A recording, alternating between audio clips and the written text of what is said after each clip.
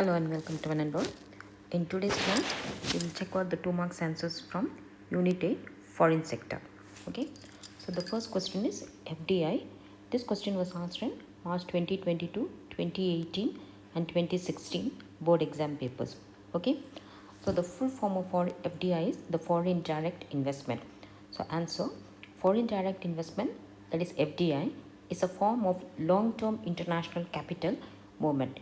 So that means any foreign individual or any foreign company or a foreign government invest in the domestic country. So in any company or with the domestic government, then it is known as the foreign direct investment.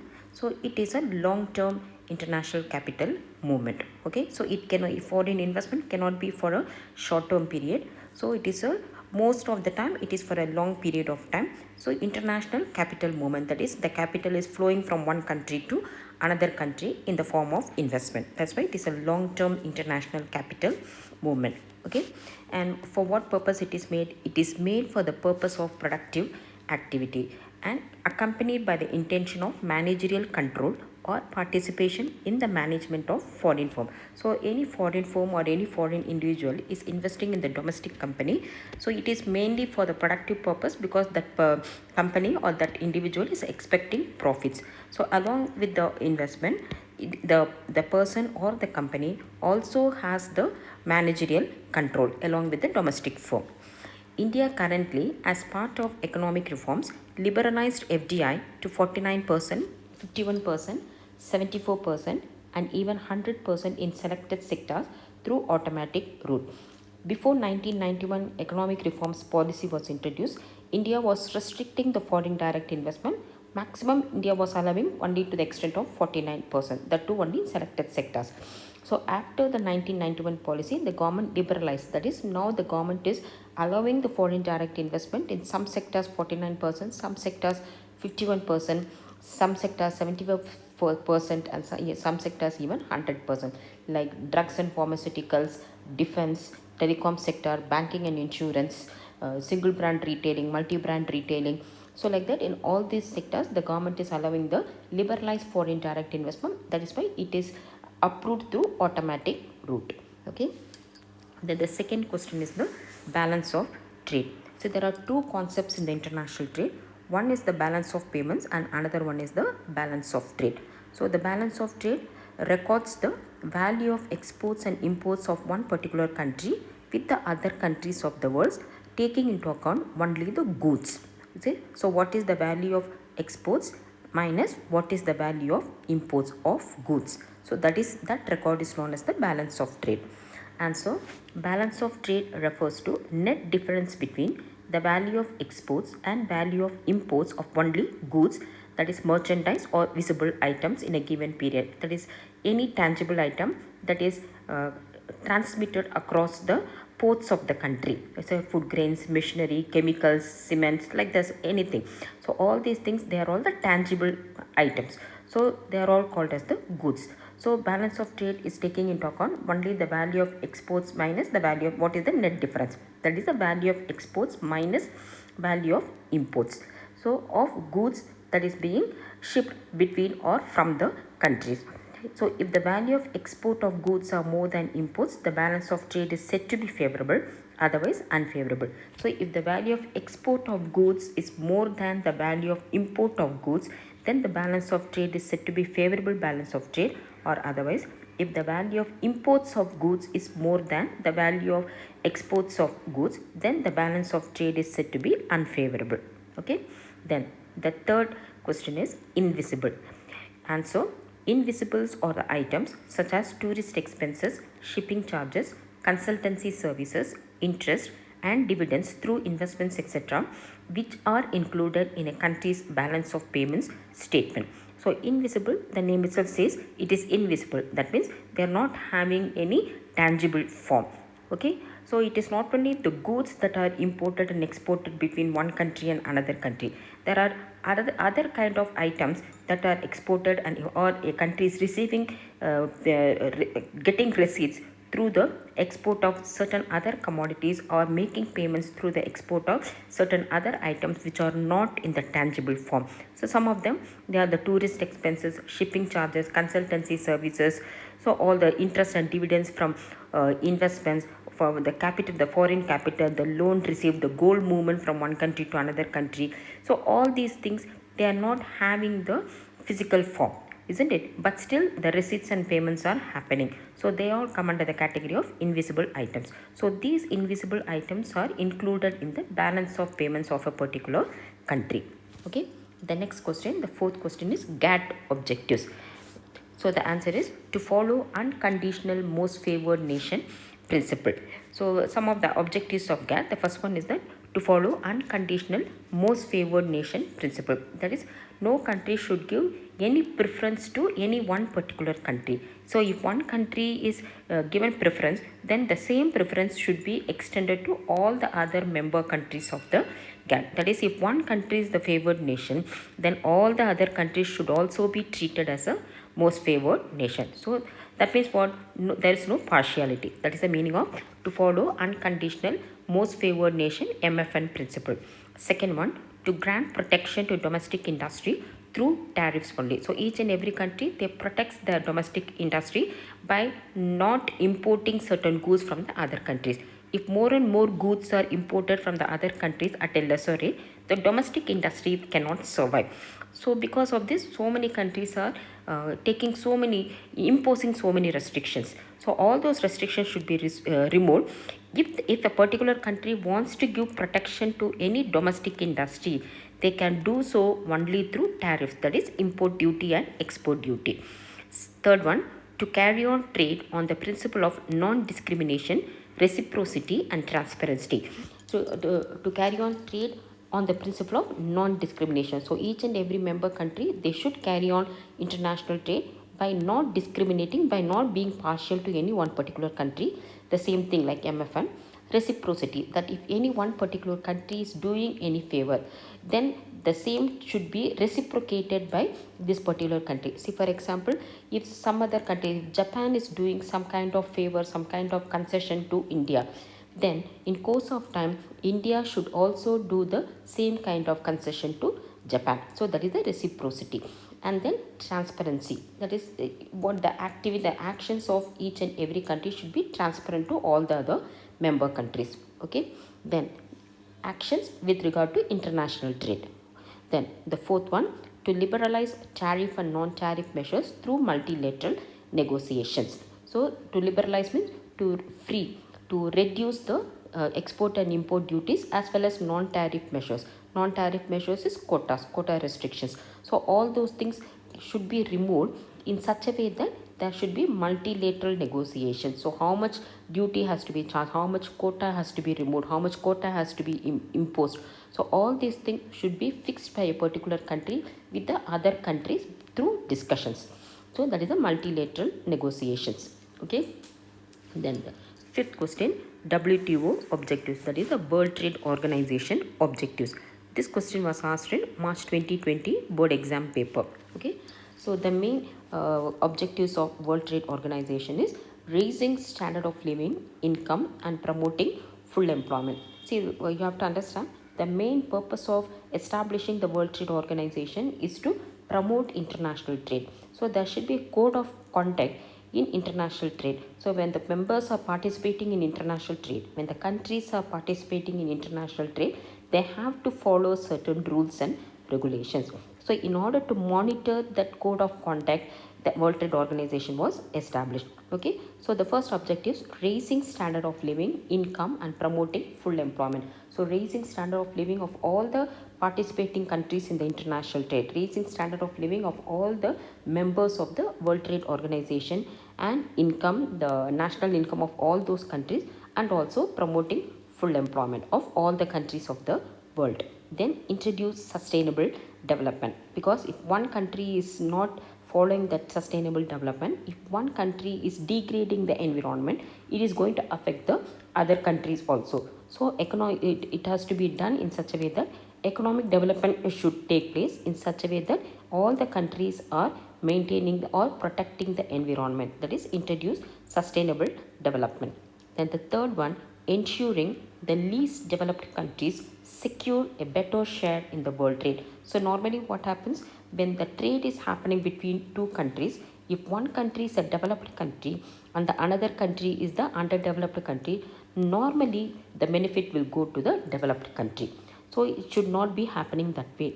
So it should see to it that in such a way that the international trade is benefiting even the least developed countries also. That is another objective of World Trade Organization. And then fourth one, promote trade flows through non-discriminatory trade practices by the nations. This is the same like GATT. There should not be any partiality between the member countries. And solving trade disputes. So if there is any disputes arising in trade between any two countries or between several countries, then that trade dispute will be solved by the World Trade Organization. Okay, so these are all the objectives of WTO. Then the sixth question, MFN, the same thing which I just explained to you. And so MFN, or most favored nation, is one of the basic principles included in Article 1 of GATT. So this was the first principle included in GATT. So the meaning is, it means that a country agrees not to give better treatment to any single nation than it gives to all the contracting parties of GATT. That means what? Every country should be given the better treatment. That's what it means. If any concessions or quota restrictions are given to any one particular country, then it must be extended to all the members of GATT. So I'm taking the same example. For example, if India is giving any concession to Japan, if India is imposing any quota restrictions on Japan, then the same kind of restriction, the same kind of concessions India should give to all the other trading partners of GATT. That is the most favored nation principle. Then the seventh question, TRIPS. The full form of TRIPS is Trade Related Intellectual Property Rights, or TRIPS, refer to the legal ownership by a person or business of an invention or discovery attached to a particular product or process. Now, if any particular country introduces a new product, then automatically that country becomes the discoverer of that particular product, isn't it? So that country should get that legal ownership, and that discovery, that particular country should get that patent rights. Okay, in other words, that is intellectual property rights means what? If somebody is creating anything, if somebody is discovering anything, if somebody is inventing something, that is a creation of human mind. So creation of that is an intellectual property, isn't it? So that should not be copied by any other country. So that is what the whole thing of TRIPS mean. Okay, so WTO agreement on TRIPS set out minimum standards of protection to be adopted by parties in respect of copyrights, patents, trademarks, industrial designs, etc. That means it is not no other country should copy whatever one person has created. Okay, so if somebody has discovered something, they are getting the patent right. Somebody has invented something or released something, then like music or whatever it is, it is a copyright, isn't it? So no other country should copy. So what should be the minimum standards of protection so that no other countries copying that intellectual property? So that's what it is, TRIPS. Next, eighth question is TRIMS. The full form is Trade Related Investment Measures. TRIMS refer to Trade Related Investment Measures. As per WTO agreement on TRIMS, the governments shall not discriminate against foreign capital. The agreement on TRIMS include the member countries should give national treatment to foreign capital, and second one, should remove quantitative restrictions on foreign capital or investment. So this one is whatever the restrictions which each and every country was imposing regarding foreign investment, so those things should be removed. That is a trade related investment measures. So whatever the two things are there in TRIMS, the country should give the same national treatment to domestic capital, whatever the treatment they are giving, the same treatment should be given to the foreign capital, and should remove quantitative restrictions on foreign capital investment. That means no country should say that I will allow only this much amount of foreign capital. So India as a country cannot say that India will allow only 24% of foreign capital, or for 26% of foreign capital, or 49% of foreign capital, or only 10% of foreign capital. So should not say that. So that's a removal of quantitative restrictions on foreign capital or investment. Okay, that is TRIPS. And the next one is GATS. Ninth question. Answer. GATS refer to General Agreement on Trade in Services like banking, insurance, travel, marine transportation, etc. GATS was included for the first time in the Uruguay round of negotiations. It spells out certain obligations by the member countries like grant of MFN status, maintenance of transparency, and progressive liberalization with regard to trade in services. So this Uruguay round of negotiation, that was the last round of GATT, and this topic was included for discussion in the last round of GATT. So what it says is that these are all the services: banking, insurance, travel, marine transportation.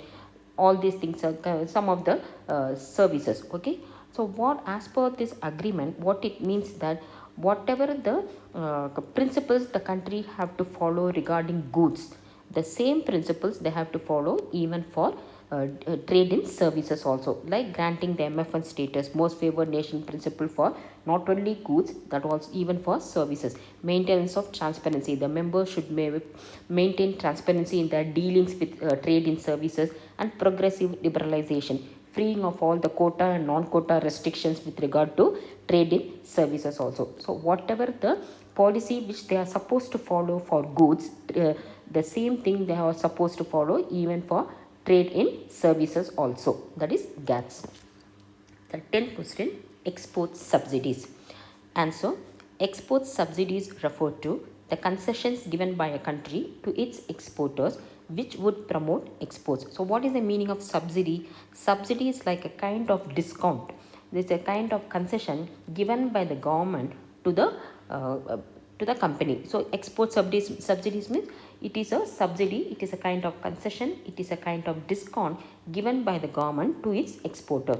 So if the subsidy is given by the government to its exporters, automatically the cost for the exporters will reduce. So if the cost for exporters reduces, then they will be encouraged to export their commodities more than before, isn't it? So they can capture more of the world market. So that is the meaning of export subsidies. So what will happen now? Since this would benefit indiscriminately to those countries, as per WTO agreement, member countries are restricted from providing export subsidies to their exporters. Say suppose for example, if India is giving certain amount of subsidies in the form of discount or concessions which reduces the cost of Indian exporters. Say for example textiles. So if the Indian government is giving the subsidies to the textile exporters, so now what will happen? All the textile exporters, they will be encouraged to export more. So if they do that, then they will be able to capture more of the world market. So the share of India's market, world market, will be more than it has to be, isn't it? So because of this, what is happening? The other countries are not giving any subsidies to their exporters, textile exporters, so they will be affected. So that should not happen. Everybody should have a equal share in the world market. That is one of the objectives of World Trade Organization. So that's why, as per the WTO agreement, member countries should not give or restricted to give export subsidies to their exporters, so that they will not capture more than the prescribed amount of world share. Okay, that is the agreement on export subsidies. Then the 11th question, balance of payments. This question was asked in March 2022, 2017 and 2016. It's a very important question both for 2 marks as well as for 5 marks.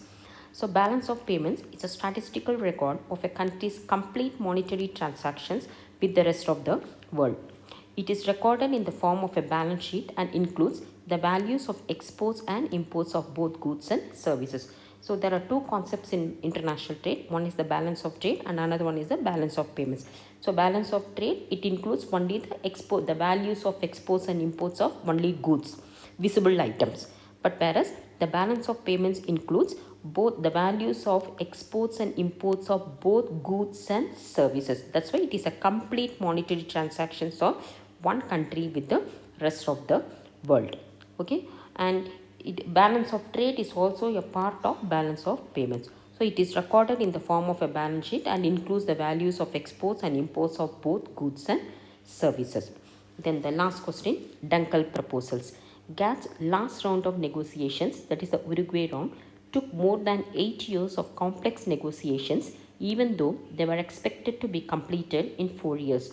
Mr. Arthur Dunkel, the then Director General of GATT, compiled a very detailed round of document called Dunkel proposals, which included tariff and non-tariff measures, textile and clothing, agriculture, subsidies, that is export subsidies, trims, etc. These proposals led to the culmination of GATT and formation of World Trade Organization. So the last round of GATT, that is the Uruguay round, as it mentioned here, supposed to be completed within 4 years because so many matters to be discussed like tariff and non-tariff measures, agriculture, subsidies, all these are for the first time it is included. So it took more than 8 years. So that time the then Director General of GATT, Mr. Arthur Dunkel, he compiled a document. After that, GATT was ceased to be the establishment. In its place, the World Trade Organization was formed. Okay. Now these are other questions on Unit 8 Foreign Sector. Okay. So if you find this video useful, please like, share and also subscribe to my YouTube channel. Until my next class, take care. Bye bye.